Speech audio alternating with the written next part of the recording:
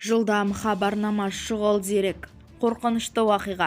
Ассалаумағалейкум армағазақ. Егер жаңалықтарды алғашқылар қатарында білгіңіз келсе, арнамыздағы подписаться және де бір ғана лайк түймелерін басып видеороликтерімізді соңына дейін қараңыз. Ал онда біз бастадық. Маңғыстау облысындағы жол апатынан 4 адам қаза тапты. Маңғыстау облысындағы жол көлік апатынан 4 адам қаза тапқан болып, тағы бір адам ауруханаға жатыр.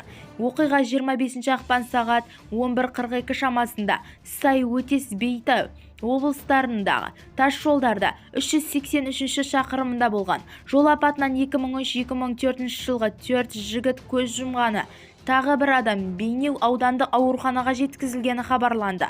Алдын ала ақпарат бойынша Toyota Camry автокөлігінің жүргізушісі қарсы қозғалыс бағытқа шығып, автобуспен соқтығысқан. Жол көлік оқиға салдарынан автобус өтерген деп мәлімдейді Маңғыстау облыстық полиция департаментінің баспасөз қызметі.